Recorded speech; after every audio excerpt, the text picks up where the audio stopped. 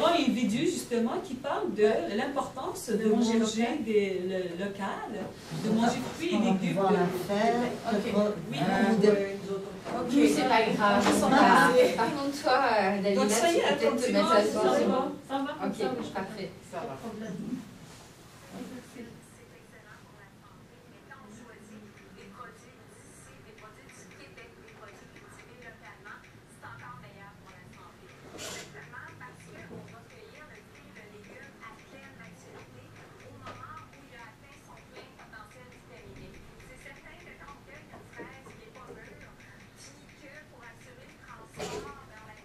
J'ai trop anticipé là.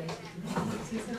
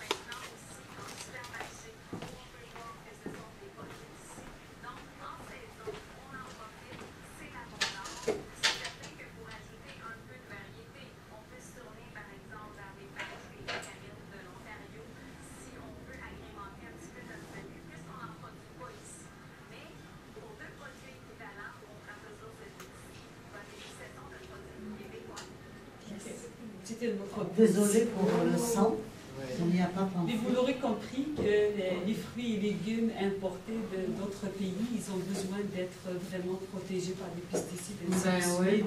Puis ils sont cueillis vraiment pas à pleine maturité, comme elle a dit la madame, fait que les vitamines, ils ne dosent pas comme ceux qu'on aurait cueillis ici au Québec. Autrement dit, ils prennent leur maturité sur le transport. Sur le transport, mais ce n'est pas efficace, malheureusement.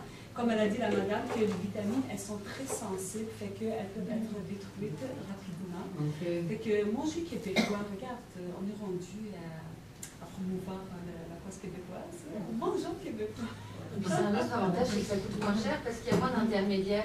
Va contribuer d'une manière ou d'une autre à protéger l'environnement, va diminuer le trafic, le transport des grands camions qui transportent les marchandises. Donc, d'une manière, on va favoriser la consommation locale. Vous, les immigrants, faites-vous à l'idée que vous vivez au Québec, fait que vous allez contribuer, vous allez manger québécois, vous allez vivre au Québec, vous allez contribuer au développement du Québec. C'est la résolution, c'est ma résolution.